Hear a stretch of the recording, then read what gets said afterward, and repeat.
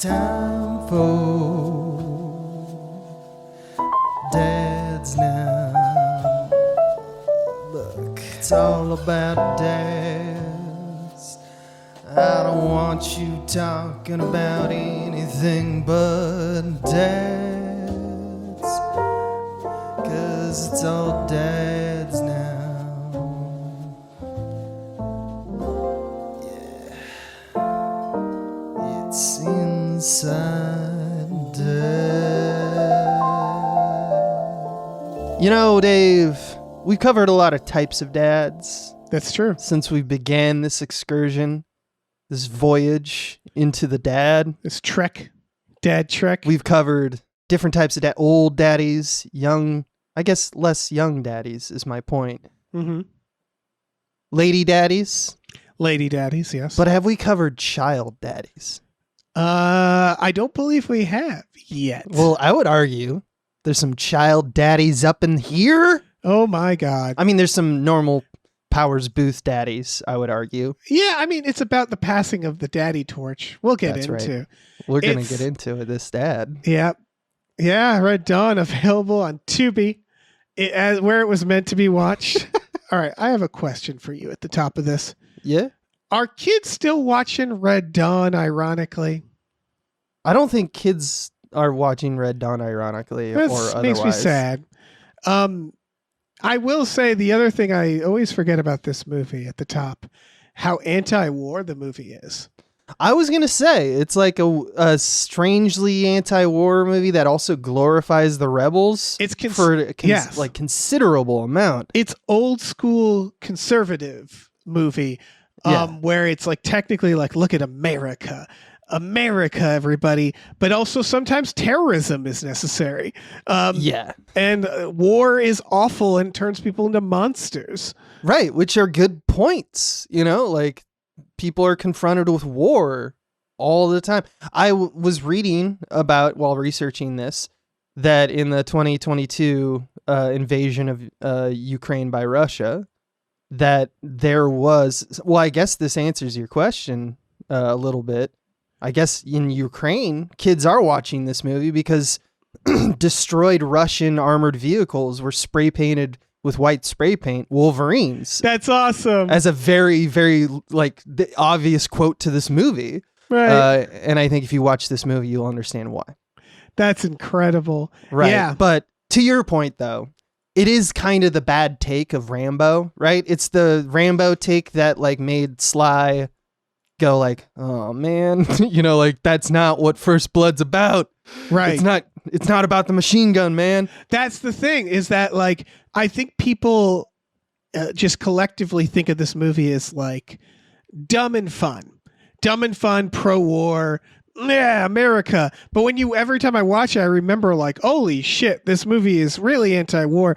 But even the movie, I have this on DVD, and one of the DVD featurettes is you can have a kill counter on the bottom of the screen. Right. That just, it counts Wolverines, it counts Soviets, and like civilians. Which is a carnage counter, I believe. Yes. And it counts a deer at one point. The funniest thing about the kill counter, I think I've told you this, is that because it was like not programmed right, so it doesn't stay on the screen. It only comes up when there's a kill, but it comes up a good 20 seconds before the kill. So you always know when a kill is about to happen. Gonna be or someone will be like, hey guys, what's going on over there, counter? You're like, well, here it comes. That's a fun thing to do with a counter. Yeah, according to the Guinness Book of World Records and the National Coalition of Television Violence, at the time it was released, Red Dawn was considered the most violent film with a rate of 134 acts of violence per hour, or 2.23 per minute. Amazing. And I wanted to point out also that this was the first film to be released in the United States. This is August 1984, and the modified rating system for the PG-13 that Spielberg argued and paved the way for. This was the first official PG-13 designed to be PG-13. So that's an interesting notation, I would say, is that when PG-13 was kind of developed, and it was kind of like, we should have this middle ground, which, for obvious reasons, it feels like common occurrence to us today. But at the time, I could see someone who's like, what? So they just made some, like, just for your violent movies so kids could do violence? That's why you made this PG-13 thing? That I'm sure there was a lot of guff from the older types about, in particular, the PG-13 system due to this film being the first and loudest at the time. This movie also has the least necessary remake. Nothing against the people who, 15, 20, nothing against the quality of the film. It's just one of those remakes where it's like, you can't make this movie again. It was so of its time. Right. It's just... Yeah, the director kind of has, Milius has had a lot of thoughts on that. And in his heyday, the director of this was actually, a lot of studio was into it because they're like, yeah, snappy war picture. You know, we got the boom, boom, boom, and the hot kids running around. Yeah. So it was made for, like, kind of all the wrong reasons, but the script was seen as a very, like, this could be an art film, an anti-war film. Yeah, it's like they slip it in, where it's like they sneak it in. But yeah, there is also something delightful about watching Leah Thompson with a giant fucking machine gun, and thinking, like, these actors must have had a fun time. Movies, I appreciate the other thing about this movie that I always have to remember is, like, the moment they introduce the dames, you think, like, oh, they're going to have to protect them. And it's like, no, they're part of this. They're going to jump right in there and start murdering. And pretty quick, they're haunted. You know, like, everyone is more haunted than the Wolverines to begin with. I mean, everyone's haunted, but, like, the Wolverines kind of for 4 months fuck off and wait for the war to develop in the film. And then they come and see, like, oh, you're occupied. And this is... And that's the shock that I think that the movie was trying to, you know, evoke, right? It was trying to be like, wouldn't it be crazy? Also, screenplay, Kevin Reynolds, you know that name? No. Well, no. He's directed a bunch of stuff, but including another daddy film. Ooh. Robin Hood, Prince of Thieves. Oh, shit. Yeah. So this has got daddy all over it. It does. It's sopping with dad. Yeah, it's got, like you mentioned, Leah Thompson, Jennifer Grey, who frankly is barely in it. Like, she has like 3 lines. Yeah. Charlie Sheen's there. Chuck. Of course, the Swayze is our main role. Powers Booth. Young Powers Booth, always jarring to see. Yeah. Who people might remember. He was like a heavy at the time for, like, Westerns, and then developed into, you know, he's also Cy Tolliver in Deadwood, which is still my favorite TV show. But yeah, so there's a bunch of dads and adjacent dads. Harry Dean Stanton's there. Harry Dean, how could I forget? Yeah. Yeah, it's crazy. It is. And yeah, the John Milius of it all is like, he was kind of known as like I want to do kind of director, you know, like, so when he was chosen to direct, the studio was happy because they were like, hey, $signs in the eyes. But, like, ultimately, a lot of people who were on that anti-war binge, which, you know, it's the 80s and the 70s had already happened. There had been a ton of films about it. You know, Vietnam had happened. And so it had been like, they felt like it should be one of those, and they thought it was a bad decision. It's up to you watching this film if he did justice to the anti-war aspect of it all, or the glorification of war, or even stand on acts of violence in the face of adversity. It's very, so when I say old school conservative, I feel like it's very pro-America, but it's written by people who remember that war sucks. And I feel like that's the 80s, right? Where it's like there was still people who went to Vietnam, who like remember, like, I feel like the farther we get away from that stuff, the more abstract war is to people, the more that got forgotten, where it's like, this movie is still conservative in nature. It's just realistic about what war is. Right. Yeah. It appeals to that. And also, even though some would argue, I think that it's not like exactly a sympathetic communist ear, it does not do what I would say the more recent remake where it's North Korea, where it's like, look at these fucking evil motherfuckers coming to America. Yeah, there's a little bit of gradient. It's still like a very cartoonish. It's cartoonish, but there's a major plot point at the end where there's like someone, the Cuban commander. They make the Cuban side sympathetic. Very sympathetic. Yeah. They make the Russians not. Dare I say it's a very silly plan that they have in general. It's silly. Sure. I don't know what they're fucking doing, what their invasion plan is here. The fact that they're beaten by high school kids shows that they're like, man, we really fucked the dog on that invasion, huh? Right. It feels like the absolute ridiculousness of some of like our zombie invasion mythos that we've done over the years. This feels up there with that, where it's like, that couldn't work, like they couldn't. America's too big, but right. I guess. And it's like, so it is funny. Silly. There is an implied bigness to what's happening that I want to talk about as a very smart move for the movie, where it's like, I guess I'll say it right now. There's one scene that to me symbolizes how they're able to imply scale, which is there's a part where when Powers Booth happens, where Leah Thompson's looking at the sky, we just see chemtrails. Then she looks over, we see a billow of smoke. And then we see the ground and we see pieces of a plane and then we see him. They never show the dogfight. They actually show very little and imply a lot there. And then, of course, they bring him in to basically explain, like, this is happening everywhere. Like, this is what outside is like. Yeah, they don't single-handedly end the war. They are just one group that represents, like, what's going on in the country, basically. That's right. Which I think, to its credit and its low budget, it's the kind of thing that smart movies will make. Yeah. Oh, for sure. Let's get inside the stat, and by that I mean, let's talk about Red Dawn. Yeah. Piece the title, by piece. Title alone looks like it's painted on the side of a fucking World War II plane. I love it. Yeah, it's been used in war a lot. This is a culturally relevant film, regardless of how stupid or silly you think the premise is. Okay, so it starts with high concepts, throws us some titles. Soviets have invaded Poland. South American countries have been invaded as well by other South American countries. Soviets are working with some of the South American countries, notably Cuba and Nicaragua, I believe.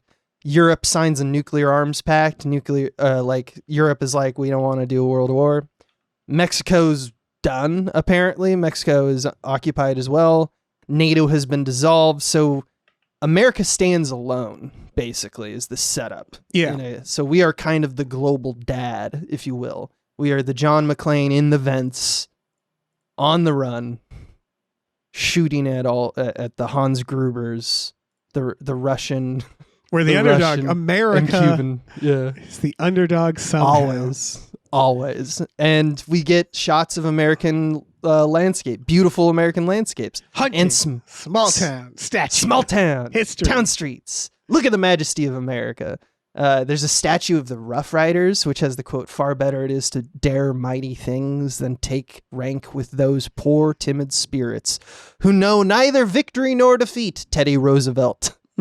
So we're real America up in here. Oh, yeah. Turn of the century. Football. Swayze drops off his little brother and friend at school, and they talk football. Yep. And he drives a truck.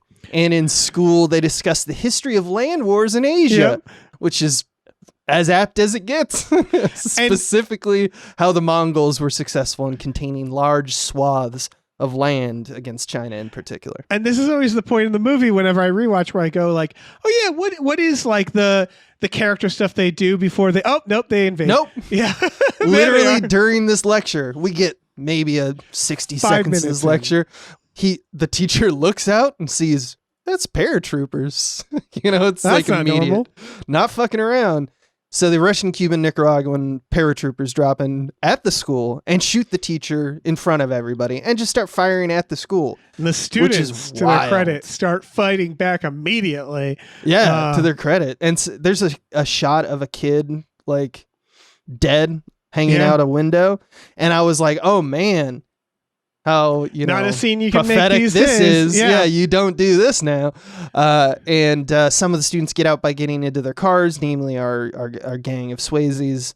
but it's basically bedlam. They're shooting everybody. They're setting up. They also dropped in a bunch of equipment and stuff. I assume they also went to like the police station and other places because I was like, the school? Yeah. This is, to me, this opening sequence is the fantasy that a high schooler would have when they're bored in class. Of like, man, I wish like the Soviets would just come down and I'd get in my truck and they'd shoot all the teachers and I wouldn't have to go to school. And I grabbed the fire axe and I'd grab my crush and we would kiss. Yeah. Yeah. We see a close-up of a bumper sticker on... This is one of my favorite shots in the whole thing. There's a bumper sticker on another truck while the invasion is happening. They can have my gun when they pry it from my cold dead fingers. Tilts down to a dead man with a gun in his hand, and a Russian soldier pries it from his cold dead fingers. That just pleases me, not because of the politics behind any of that particular statement, but it's just like feels like a Simpsons joke. Yeah, right? It does. So after and also Escape, again, feels conservative, but not too. Because it's like what it's saying about gun, because the first thing they do is they go like, let's look at who owns guns. And there's like a Second Amendment thing going on right at the beginning of like these, like, it's almost like your guns were useless. Yeah. And that's one of they do it immediately after this too, which I thought was interesting, which is after escaping, like our Swayzes go to one of their parents' stores and they get supply and then their plan is to haul ass to the mountains. They grab some America. They grab guns, soda, football. And almost immediately in a later scene, after they got in the supplies, one of the big problems is a car breaks down and they're like, we don't have water. Yeah. So it's this like hoarder kind of mentality where it's like, I prepare my bunker. I'm ready for anything, baby. But it's like, they're dumb kids too. Right. It's also the 80s where I bet bottled water wasn't a thing as much. That's but true. Like that's fancy city stuff. But it's like a problem you immediately solve somehow. Where you get jugs of gas canisters. Yeah, I'm sure there's still water. Yeah. But something. Instead they have to piss in the truck. So their dicks work. Just not I in the love same that way. one. Not in the same way we also, normally talk about not it. how engines work. You just piss on I guess it would cool it down. He pissed in it. I think they piss in it. He fucks the truck. He fucks the truck so he uses his piss as coolant. Yeah. Someone who knows physics piss. of engines, that would kill the truck, right? I feel like piss is warm. It just doesn't seem like a good coolant. I assume they meant put it in like the coolant tank or something. Well, I wish they were like, we need wiper fluid, and it's just their wiper fluid. Like dusty, the dust of piss, the urea, which would gum up the gear. I don't know. I'm acting like I know cars. It's to establish Patrick Swayze as like, I'm the alpha. I'm the one who's like, this is what we have to do. Mm-hmm. So after they avoid a Russian road stop, which the filmmakers make a point of showing that as they avoid it and the car gets kind of stopped because they've been taking bullets for the last 10 minutes, a U.S. helicopter is on it. Like they blow up the Russian road stop. Right. So it is a current battle, like the U.S. is represented not as incompetent. It's actually represented as kind of overly like competent. Like that is quick reaction time in Colorado in the middle of nowhere in the Rocky Mountains. They immediately are jumping on this. Yeah. After arriving in the mountains, a few of the kids are like, let's just give ourselves up. And Swayze's like, I'll never give up. The student body president, the pencil pushing politician is like, the closest they have says, we need to give ourselves up and vote on it. And the jock quarterback, All-American star, sets him straight. Yep. It's World War III down there, people getting killed. Yep. And he becomes kind of the ad hoc leader because he's charismatic and Swayze. He's their daddy. And he's like, yeah, he's their daddy now. And he's like, we'll hunt and fish and we'll wait it out. We'll rough it out. Because someone will save us, right? Yeah, right? He basically is like, our daddy taught us how to hunt and fish, so we're gonna be your daddy now, and we're gonna teach you how to hunt and survive. Which honestly is how it should work. If someone was like, if we were in the situation and Robert Evans was like, yeah, I know like, gun Robert, stuff. I mean, like, you're the gun guy now, and you get some leeway in decision making because you have, my survival is now semi-reliant on you, although because I can learn from you and you save me. Cut to several months later, And I love how it's like we embed ourselves in like how they have spent the last few months. They've made camo from tree branches, which is like, I don't know about that, guys. They got headbands now. They're full on Ramboing it. And they're straight out of Lord of the Flies, I would argue. They're more like they're not fighting each other. He takes them hunting. They drink the deer blood for the spirit of the deer. Which is wild. Yeah, because I'm like, I think that's just a thing your dad did you to fuck with you as a kid. Yeah, I feel like this, like I was waiting for the other shoe to drop. I was waiting for them to go, you dumbass, you just drank deer they're like, blood. You have to drink its piss too. Yeah, he's like, yeah. And then you have to kiss me with the piss. Yeah. It's, the spirit of the deer. He also does some loose, like, this is wisdom I learned from mountain men stories that my dad told me about fighting Native Americans. It's like, whoa, okay. So, but that's a tradition for, I guess people in Colorado who, are up in the mountains to talk about these survival tactics. As supplies basically are running low, they decide, you know what, we should go to town. It's been a few months. Let's see how it's going on down there,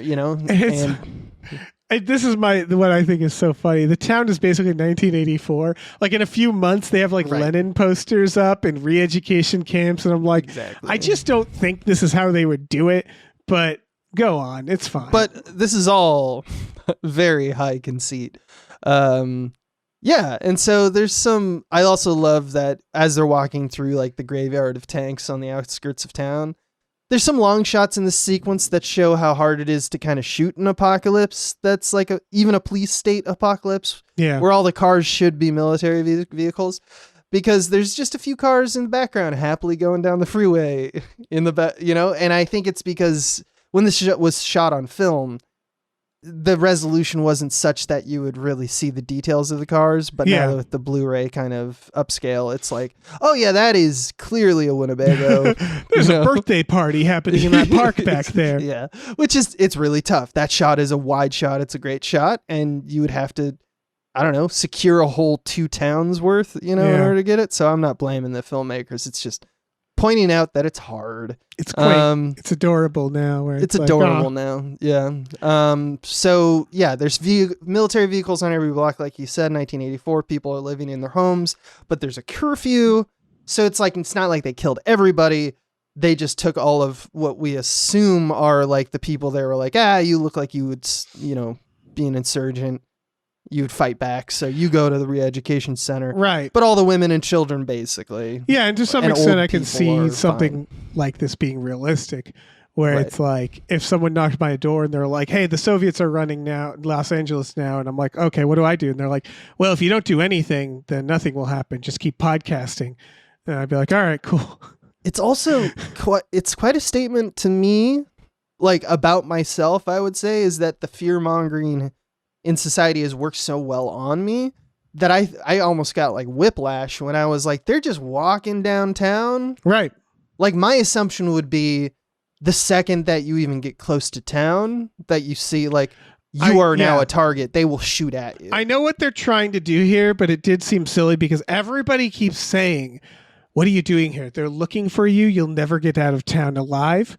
And in this sequence, not a single bit of pushback, and they just cut to them the next day out of the town. And it was like, oh, okay. Why even have people say that then? Yeah, it's convenient for sure. And we also get a glimpse of the re-education center, which is basically just, it's a drive-in straight up propaganda. Yeah. Yeah, but it's also like flashing the screen like a 1984 Apple. Yes, it's very silly. Malcolm McDowell in Clockwork Orange, and it's like capitalism sucks. And nobody is. It's. I love that everybody's just like, this sucks. Like it's not. It feels like a real half-assed re-education camp. Like ultimately, they're just shooting these people, and I'm like, why even call it that then? Like you just like I feel like the general's son was like, I made this really cool video. Like, toss it up, I guess.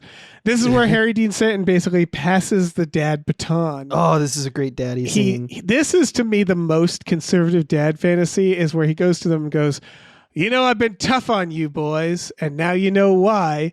And it's this idea of like, I was cold hearted, and I took you out hunting, and I taught you how to shoot, and it was because someday the Russians might invade. Right, apparently. And I was right. It's right. the doom prepping dad. I was right. And my favorite part is he says the line, "No crying." Yep. And it sounds like their mom's dead. Sure does. When they're like, "What happened to mom?" And they're like, "Well, anyway." It's like, oh, okay. Never met her. She's dead. I also love the ending of the scene because he's pretty cracked up. He's pretty defeated. He's got blood on his face. And as they leave and they're crying and they're like, "Well, yeah, Daddy, we'll never cry again." He's like, "Avenge me! Avenge me!" And they're like, "Jesus. You must surpass your father with righteous anger," is the idea here. Yes. And they say it later, like, use those feelings, that idea where it's like no sadness, no crying. Turn that into some toxic ass masculinity, which in this event, I get. Where it's like, listen, now's not the time to explore our feelings, folks. Right. But if you're doing it on the off chance that the Russians invade us, yeah, it feels like putting the cart before the horse. Yeah. It's also like that mentality of like the son sharpens his teeth on the bones of the father kind of idea. Like real fucking brutal. Yeah, Harry Dean is selling it. I feel like they trucked him in for 2 days maybe. Like I feel like he did this scene and then maybe earlier in the day he did the other scene. And they're like, just fucking make this guy has to matter because we have to see the daddy that made these other daddies, right? And he has to be this, and they show him like broken and limping. So it's like this once powerful daddy is now just, and they don't shy away from them literally saying, "Daddy, oh God, Daddy," and being like kids about it. Yeah. Yeah. Charlie Sheen is like grabbing onto Patrick Swayze like they're, 6-year-old children. And there's a shot later in the film of the two of them like as kids playing baseball that Patrick Swayze like cries. Oh yeah, during. the ending, the fucking playground. It was like, oh yes, ooh, I know what you're doing. Yeah. They stop by the Mason family home, which is one of their friends' grandparents' place, which is in occupied territory, but on the outskirts of town. And they mention the FA, which is Free America, an American safe zone, which apparently is in the Great Plains somewhere. Yeah. And they're all 40 miles behind enemy lines. So it's like dawns on these guys that they're like, oh shit, so we're in the thick of it and we can't really get out that easy. Right. And they also learn that they're kind of folk heroes, even though they haven't really done anything yet. No, they sure haven't. They haven't even named themselves as the Wolverines yet. They just got away. And I was like, I bet a lot of people probably got away. Right. But apparently Russian propaganda was like, anyone who got away, we're going to make you villains, and our propaganda machine is going to say that you've been running around slitting people's throats and, the crimes of, it's funny because that it's happens like, during war. You think they wouldn't, like, that's what the Cuban guy is basically pointing out later. He's just like, why did we make them heroes? Like, why did we do, like, you're making, like, they do all the wrong things to do with these kids. Yeah. It's no longer, I don't see the justice in this. Yeah. And the Mason granddaddy shows the boys his basement full of granddaughters. Yeah, he's like, by the way, I got some babes. Can you grab these babes? I've been hiding them from everyone. It's, very much a quote to World War II. And they're like, I hid them because of the implication, you see. And he's like, you see here, these daughters here, take them with you, which they do. And it's Leah Thompson and Jennifer Grey, who are very quiet and very sad. Yeah. Some Russians stop off near a tourist spot, which is great because it has a sign describing the national forest and how Teddy Roosevelt's Forest Service Act of 1905 like preserved this land. And the Russian subtitle of the translator is basically completely off. He's saying, the sign says this is a great battle where Teddy Roosevelt, the imperialist, killed thousands. Something happens before this real quick. Is they cry themselves to sleep listening to battle hymn music. And my favorite line of the movie is Leah Thompson. They're all crying, looks at the camera and practically looks at the camera and goes, "Things are different now." And it fades out. And I was like, did we need that line? That's like, not a for scene. all the dummies, it's different. And it's like, yeah, It is, isn't it? Yeah, I think it's supposed to show the like the absolute shock of the innocence. Yeah, it's one of those lines. Youth. Right.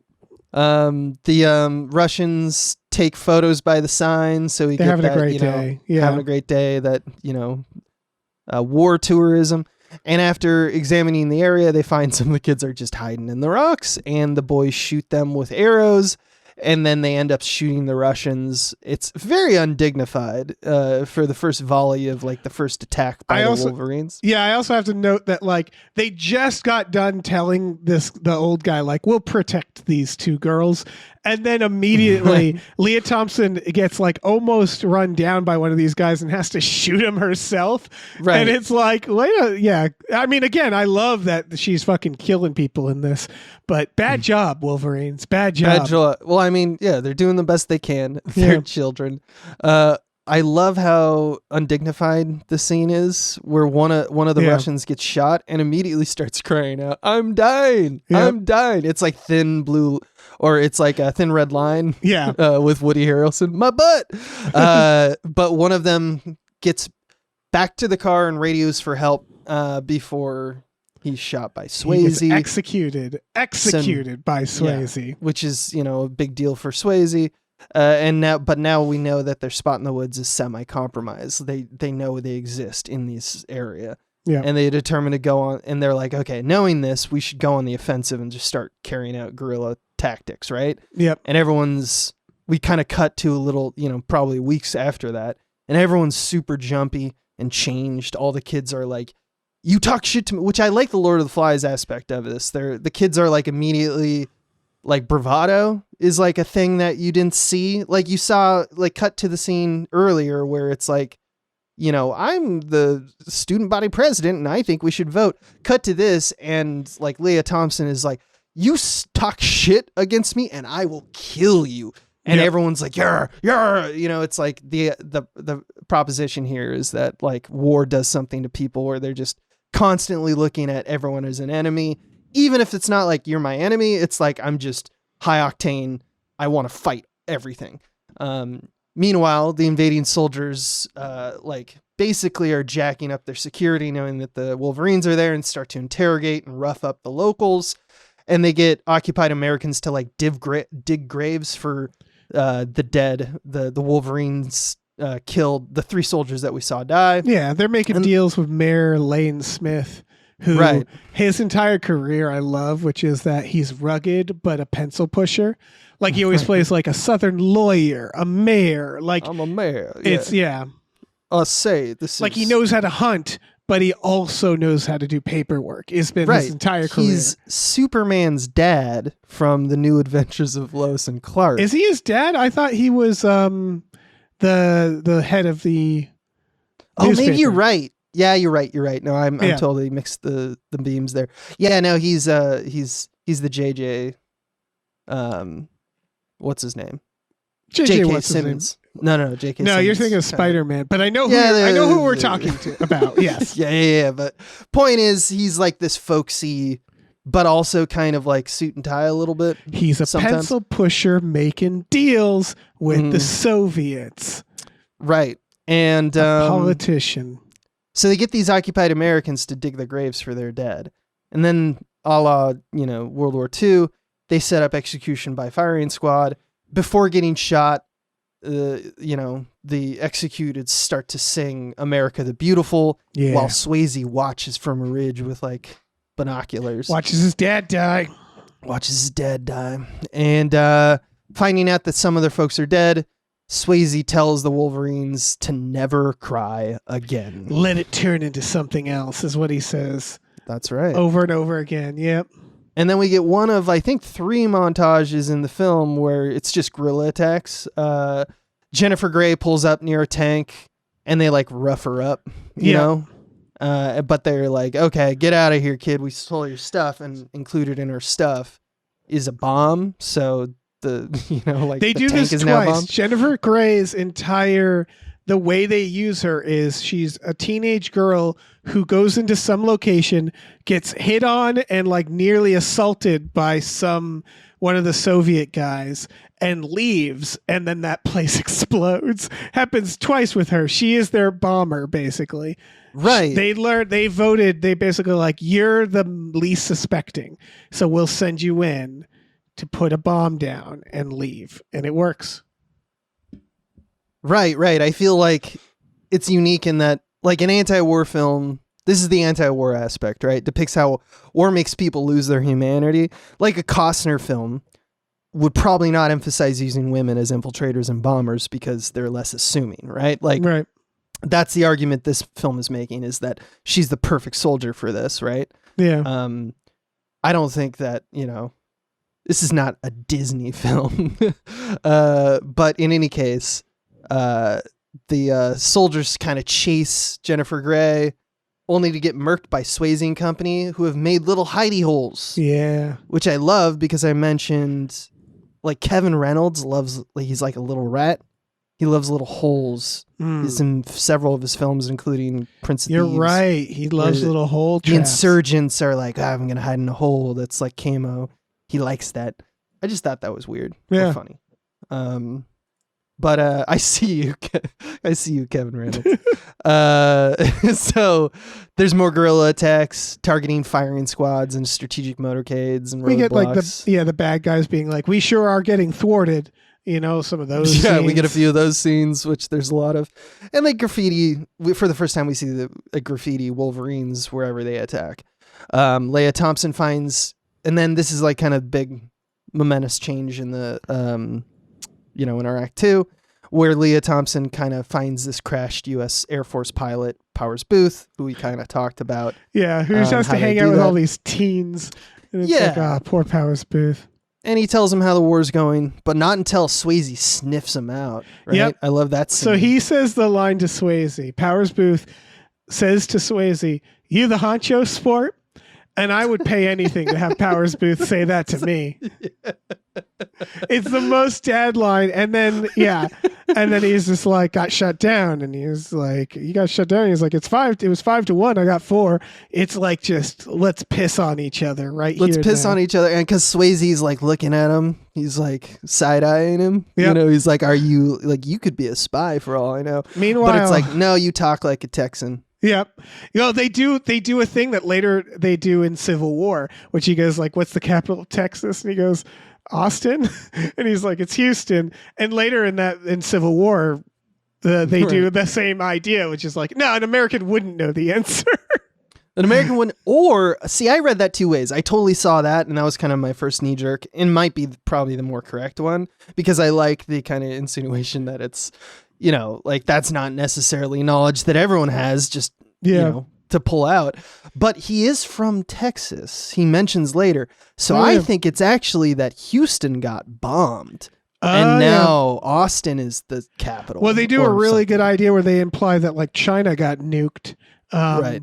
Because he says the population number, and they're like, don't you mean this many million? And he's like, no. And he throws, like, alcohol or something in the fire, and it blooms.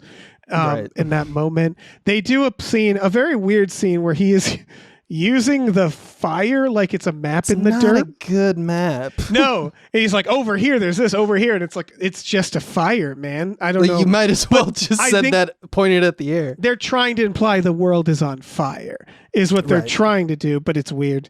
But yeah, that's a little later. So Powers Booth is like potential new daddy. Leah Thompson is immediately like, I'm going to develop an inappropriate crush because I'm Leah Thompson in the 80s. That's right. That's what I do. That's what I do. Yeah. And just real quick, he gives him the 411, which is like Washington, D.C. and other major cities have been nuked. Air Command was crippled by Cuban saboteurs, and strategic areas like places like Colorado had paratroopers dropped in to like set up the main assault that is yet to happen. This is another conservative catnip. He says infiltrators came up illegal from Mexico is how it began. So again, the whole thing is like, remember how you taught your sons how to hunt and you were really overbearing and you're a prepper and you hate them illegals? You're right. You were right. Yeah. And the Southwest and the Northwest, with those Canadians up there and the Mexicans down there, they've all been occupied. Yep. But the Rocky Mountains and the Great Plains, which are, that's the idea. figureheads of, America. Like Yeah. those are things people know, and it's because that's most of the most of the country. They're almost right, which is the idea that major cities would get nuked first, so it would be up to Right. middle America. But there sure are a lot of missile silos in middle America for this reason. So I don't know. If this was like Civil War, but made in the vein of this type of film, there would be a lot of talk about California, right? Being a hotbed of, of blueness.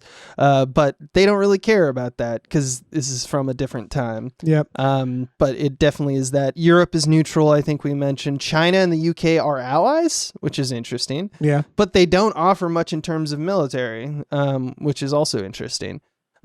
So it's like a world war. It's World War III. I mean, what is England going to do? Is throw tea at them? Come on. What the fuck? Come on. Come at us, British, I guess. The war is stabilized and there's no more nukes, though.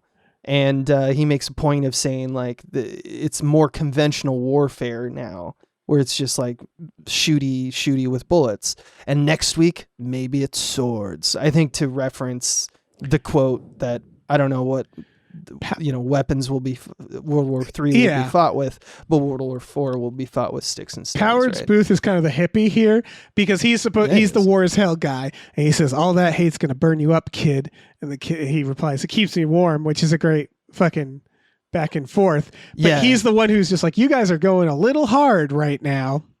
Right, but at the same time, because that morning, which is what he's responding to, when they attack a motorcade.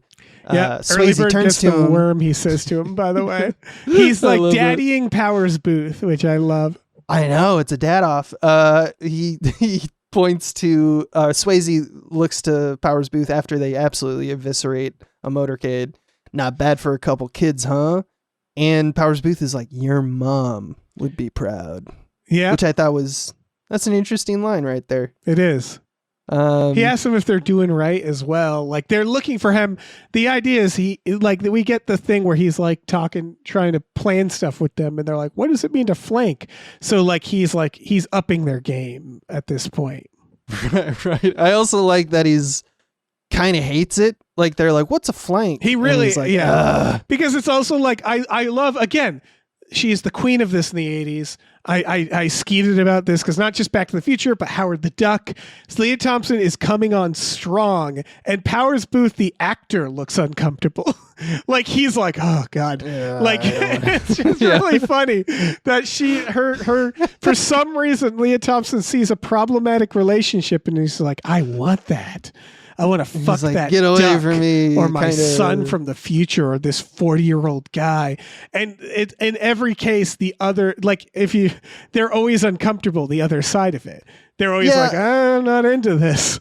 There's some loose romantic energy between them, because he doesn't tell her straight out stop it. No, she asks him about his wife, but he does go out of his way to be like, my wife. Yeah, they do this. They do this ultimately to radicalize Leah Thompson more, right? Because spoilers, Power Booth is not in this movie long. I always forget. Right? Yeah. So basically, just to preempt that scene. After more attacks, they blow up a plane yard. The Russian Cuban brass have, it's another one of those montages that ends with the aggressors basically are like, I'm so pissed. Yeah.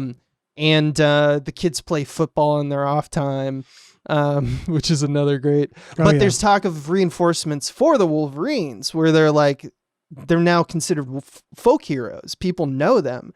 And Swayze is like, it's like, when they go back into town and they kind of sneak in, they're like, just wait till spring and you're probably going to get reinforced. And Swayze's like, it's a long time until spring. So even though they sporadically see USAF planes bomb nearby occupations, he doesn't believe that there's any way out. So he's full daddy at this point, right? Yeah. He's like, it's just me. It's us. We're the buck stops. During a tank battle, which is what you were referencing, few people die, including Powers Booth, and Leah Thompson says she'll never love again. Yep. And they hold a little funeral because we have class in America, I guess. And February comes around, and the Soviets bring in this new hot, spicy colonel. Yep. Strelkov. Yep. I don't know. Strelnikov. I don't know. He's basically like he's known as like, I hear this guy's a real son of a bitch. You know, he's a brutal commander whose job it is to basically root out the Wolverines. And he's like, he gives a speech which he has like visual aids on easels, and he's like, to kill a Wolverine, you must become a hunter. You don't harm others. When a fox kills your chicken, you root out the fox by becoming a fox. Yep. And it's got like a picture of a Wolverine. You know, yeah, like, they're like, sir, do you think they're literal Wolverines? Yeah, like I think you. I like the idea they update him. He's like, oh. All right, give me 5 minutes. Let me get this back together. I got this. Yeah. And then we cut to an assault on the Wolverine headquarters. So we kind of ellipse time as he landed. Some stuff happened, and then we kind of retroactively explain how they're attacked. But we kind of see first, Wolverine headquarters is almost taken over. Seems that they put a tracking device in one of the boys. Ooh. Daryl is his name, which I didn't. Is he the politician I wrote it down, again? Huh? Is he the pencil pushing student body kid? He's a student body president, I believe. These fucking pencil pushers. Yeah, dude. They got out of the way to say, because of a kind of moral conundrum about to happen, that he's like, I went to town the other day and I got caught. And it was my father who betrayed me. Like I showed up and they were there already. And so it wasn't like his fault really. But then he didn't tell anybody. And what they did is they put a tracking thing on him, and that's how they found the HQ. So the occupied army now basically knows their location, and they have to do their own, and they also recover, like they have a POW. They have a Russian kind of soldier, and then they have Daryl, who they've decided is a traitor. And they do their own little firing squad. Yeah, which is a great fucking scene where it's like, this is the war is hell, and it turns them into monsters, where it's like, we're no better than them now. We're executing people in a firing line, including our own. Right. And I love how it's a perfect ellipse. Like the logic, it's not like, I don't know because a lot of films about this topic are so politically charged that it's like you kind of have to caveat and give explanations on both sides to really get to the nuance. Right. Swayze just kind of explains it away, because when they say you're no better than your enemies if you do this, he's like, it's different though, because we live here. Yeah, because we live here. Which I see that argument, but it's also like, oh man, there's a slippery slope right there, right? Right. And so it's the movie, I think, smartly points that problem out, which they also call it later, the hypocrisy of war. Yeah. Another one of the boys, though, after Swayze shoots the Russian, because he's like, this is a justified kill, but then he turns to Daryl with his pistol and he's like, he can't do it. Yeah. And one of the other boys shoots Daryl just cavalierly, like just out of kind of, I guess, anger. And Swayze's like, what the fuck? You know, like everyone is floored by this. They're falling apart a little bit. Mm-hmm. Shortly after, the Wolverines are ambushed by Soviet helicopters. More Wolverines die, including Jennifer Grey. Yeah, no, we can't just skip past this. So they ride in on horses, first of all, and I was like, did they get horses at some point? I don't remember the horses. Doesn't matter. Yeah. Jennifer Grey can't die. She gets shot in the chest 3 times by an attack helicopter. Like, this is gotta be like 50 caliber bullets. Yeah, no. That should mess you up. And she survives. Patrick Swayze drags her along, and then she's like, give me a grenade because bullets don't kill me. It like seems. They have a death scene. They play it out of like, give me the grenade. It's so weird because, don't kill as me. you pointed out, Jennifer Grey is a background character in this, but she dies the hardest. And she's just like, I need a grenade because I think I might be a Terminator. Like, she takes so much damage, and it's like, really? You're still alive, Jennifer Grey? I love that they have like, she has the moment where she's like, give me the grenade and walk away because I don't know how long it can hold this. And then she goes, Like she's dying actively. And then we cut to her and she's still there. When was this in relation to Dirty Dancing? Because it was several years before, because of course that's a fun little thing, watching these two. But babies in the corner. I was just assuming like maybe she blew up while they were filming this and they're like, we need more Jennifer Grey now. But it doesn't look like it. Nope. It's it's just the coolest thing to happen to Jennifer Grey. Because when you think of Jennifer Grey, you don't think of Jennifer Grey taking 3 fucking shots from an attack helicopter and blowing herself up. And the whole point of this is what they're getting to is not that she has a heroic death. I mean, she does, but like it's not like they have that scene where you usually have that scene where someone dies. Yeah. And it's like, tell them I was awesome or whatever. But it's like, no. She's got the grenade and she's not going to just kill herself because of the pain. She's going to wait strategically and sit on that grenade and then die. Which is how she lived. So that when the soldiers come up and like move her body, they get exploded. Right. Which again it's her arc. All she does is blow things up because she's unassuming. And she's like, in my death, I just want to blow up some more people. That's all I live for. I just want to set off explosives. It's very effective soldier. Yeah, I was doing it before the war. Remember, you hear that mailbox bomb that killed that baby? That was me too. That was me too. I've been doing this for years. I love it so much. Yeah, I would love if they included the scenes where she just does casual arson. Yeah. Just all around. Yeah, they have to keep putting stuff out. They're like, dude, we're surrounded by trees. Could you stop? Like, I do what I do. Just like a Wolverine. But yeah. So yeah, basically, when she asks for a grenade. We talked about that. It goes off, kills some soldiers. We kind of get another scene that develops that the Cuban commander is like writing home to his wife, how disillusioned he is with the war effort. He says, quote, "There's no more revolution," and there was a previous scene which we failed to mention where he was talking to one of the Russian commanders early in the film where he was like, I only understand war really from the point of view of the insurgents. Right. Which I think is a really interesting thing, is that you get these high commanders from war-torn countries who are like, we're always the ones defending our home ground. We're never the imperialists, right? Yeah. And so he's like, so this doesn't feel right to me. He feels like a poser. He's just like, I'm supposed to be the one hiding in the woods, killing people. Right. And they kind of nip that in the bud, but then we kind of get this scene, which shows that he's like, it's starting to bubble to the top. He's writing letters to his wife about that. It's, are we the baddies? It's, are we the baddies?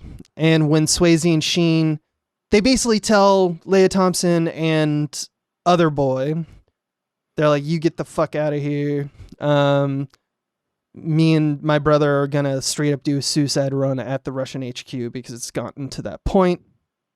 And they do, and they just throw grenades, and they infiltrate pretty damn well. We kind of ellipse where, how they got there, but we're like pretty quickly in it, where like the new Russian commander, the new hotness, the brutal guy. Yeah. They like confront him, and Swayze and him like shoot at each other in the street. Charlie Sheen gets shot on the train. So now Swayze, by the way, says you lose before shooting a guy, and he turns around. I was like, just don't say anything, Swayze. But Swayze, okay, you could have gotten away with this if you were smart. But yeah, so they're both fatally wounded now. The Russian commander's dead, and then the kind of plant payoff that we get with the Cuban commander is that he finds them, he sees them kind of running away and bleeding out, and he's got a AK like pointed at them, and then he does the thing where he just lets them go. Yeah, it's like game. He's like, what's the fucking point at this point? Yeah, it's like letting a majestic animal that you're hunting go. Right. So he's the sympathetic, like, war is hell and we shouldn't be doing this character in all of this. Everyone is, drinking the Kool-Aid of war. He's the only one who's actually like pointing out, let's stop. Yeah. And then Swayze and Sheen, as you mentioned, go to a little park bench there. Yeah, swing set, their childhood. He says, Daddy will be here soon. Presumably bleed out together while their young friend Danny, I forgot his name, and Leah Thompson make their way through the mountains toward free America. And then the final shot of the movie is a plaque as a memorial for the Wolverines near an American flag, implying that the U.S. won. This, and also like this ending fucking rocks. It actually reminds me a little bit, weirdly enough, of Gangs of New York, which is like their gravestones slowly just erode, which is that idea of like the final punctuation to War is Hell is that, and in the end, you'll just be a plaque. You'll be a plaque. You'll just be this plaque that'll collect dust that's just there, and that's it. You'll be a memorial that becomes abstract more and more over time, and it's showing that this whole thing just became a bit of public art, basically, this abstract object. It's such a great point, because they do in the earlier, like that's the whole point of that. They start with the statue at the beginning too. Right, where it's like misinterpreted and stuff.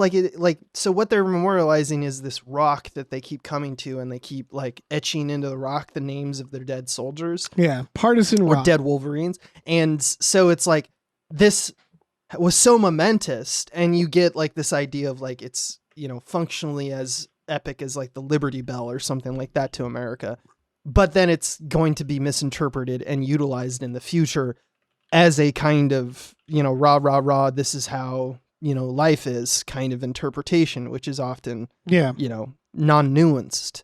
So that's kind of cool. You're right. Yeah. Before we scope out and talk about daddy films, I did have one bit of trivia that I wrote down that I thought was funny that we haven't discussed, which is that Milius, the director, got included in his fee of like 1 point something million, a gun of his choice. What gun did he choose? I don't know. What would you choose is the question. Do you mean one of the guns used in the movie, or just a gun? That's all the information I have, is the information that you have. So I assume maybe that makes more logical sense of a production gun. Yeah. But I like to think that he was like, I will take a tank. But we'll see. I guess. Well, I'll do some more research and I'll chime in if I find some answers. But right now, what we're doing is I choose an M16, by the way, or is it an M4? I fired a gun recently. It might have been an M4. Mm-hmm. Gun people will know better than me. It just fired so smoothly. I hate firing guns. No, it's an assault rifle, right? So it's an assault rifle, I believe, but it felt like lighter.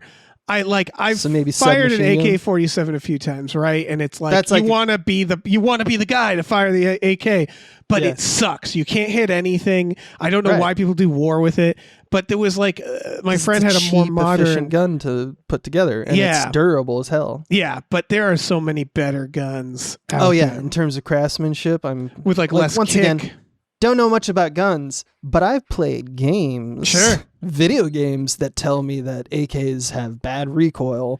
So they suck. I know a thing or two about guns. In any case, let's go to the smoking room. This is where we're going to talk about kind of our conclusions, regarding our unified dad theory. Talk about what we've learned about dad tropes in other episodes, and kind of apply this movie and see how it kind of formulates a whole. Yeah. Because the whole point of this podcast is to find out what makes a dad film other than dads go see it. Yeah. And I would argue this is a movie that is less of a dad film than a lot of what we've done. Right. It's a dad film in the sense that it is very stereotypically regarded as one, meaning that like this is more about, to me, the social status of this movie is like when you think like conservative dad, like if you wrote that character in a movie and they're watching TV, they would be like, let's make them watch Red Dawn. You know what I mean? Yeah. Like that's what it's a stereotype of a dad movie. But in terms, I want to start with everything as a conspiracy. I mean, the whole war plot. Anti-propaganda, really. Yeah. But yeah, this has the conspiracy stuff. I flagged that. Cuba and the Soviets, it's a conspiracy essentially. Yeah, and just the idea that propaganda is like ruins the state. It's anti-state. It's really an anti-state movie because calling it anti-war would be like, well, it's not. Is it not glorifying how awesome the Wolverines are doing? Well, they are. They're saying war can be awesome when you feel righteous.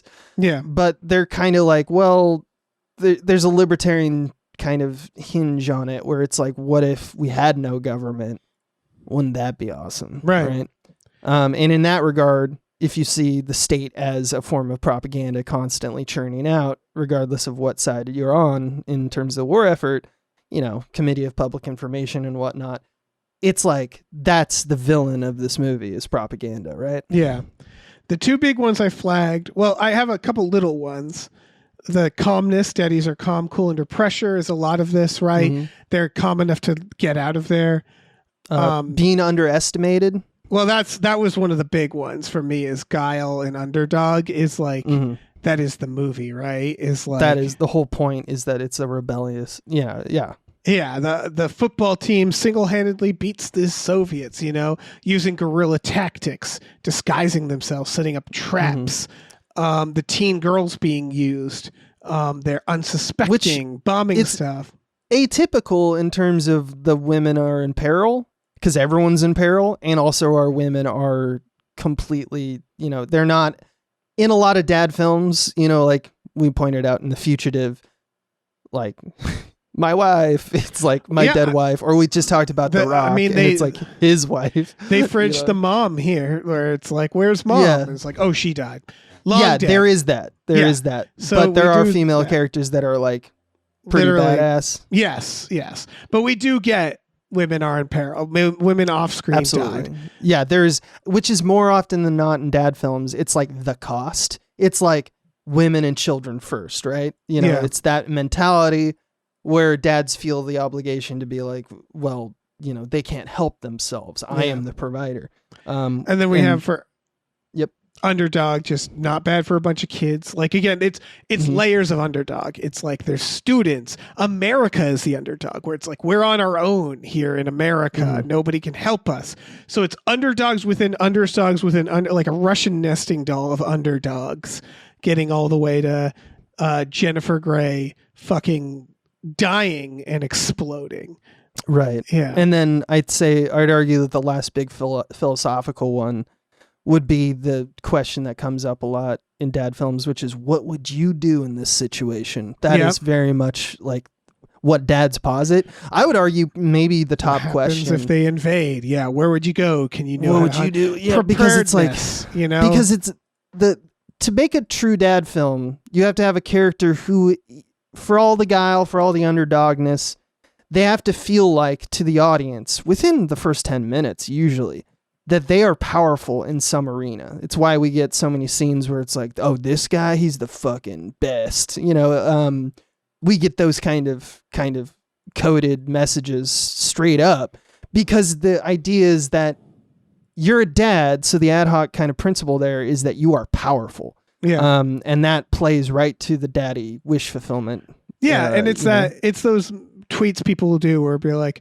when I go into, like, the toxic masculinity tweets of guys being like, when I go in a room, I size up everybody. And it's like, what are you, right. To do what exactly? Are you fucking Jason Bourne? But it's that, it's the, what would you do in this situation? Oh, they're coming down. The Soviets are here. Will you get away, or will you fucking bow down to them? It's like from It's Always Sunny. It's like, I did my ocular pet down. Yeah, exactly. Yeah, I love it. But then, of course, there's a bunch of, what I would say are not fringe, but like just par for the course stuff gotta mention, which is, there's this sympathy for the blue collar. It's rural America. Yeah. There's work ethic. The work ethic to me is like, you gotta execute this Russian guy. Like, you gotta do the war. It's that. Bear down. It's you gotta do the war. There's gadgets. The traps. Yeah, we got guns and tanks and whatnot. Their dicks and vaginas in some cases work. They all work. They don't need doctors. The walk it off is like walk it off. Yeah, it's exploded off, but yeah. Yeah, that's right.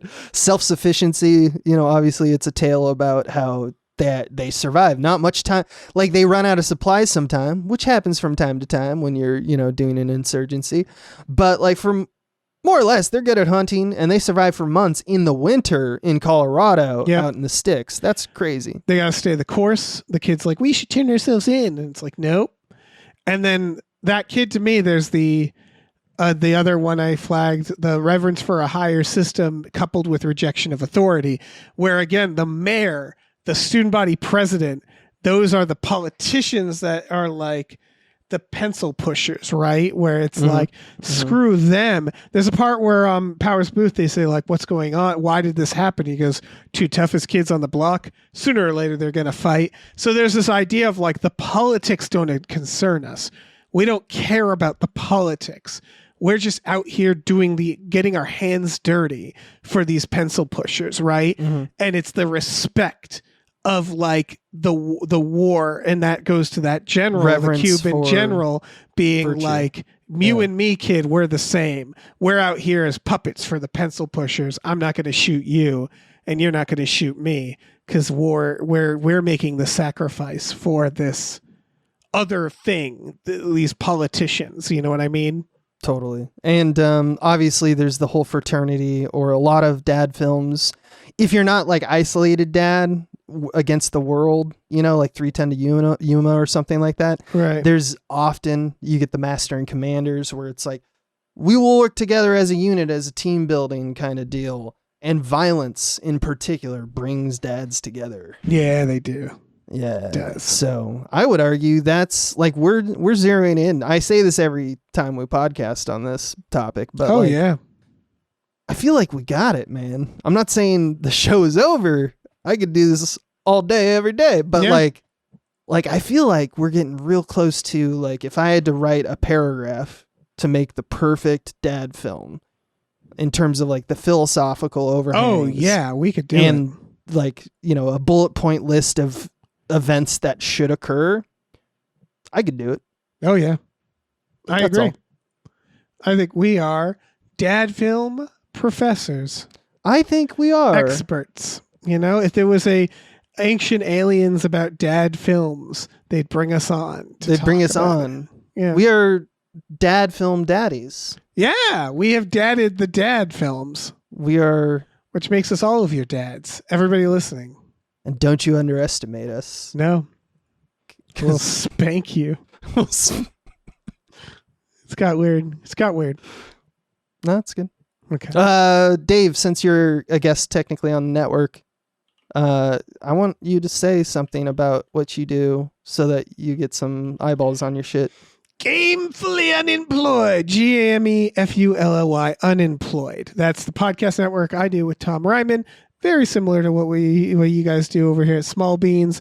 Movies. We like movies. We like TV. Just go Google us if you haven't. Yep, we have several crossovers. Yeah, we do. Star Trek Next Futurama, you and Michael Swaim do that. So that's a crossbreeding.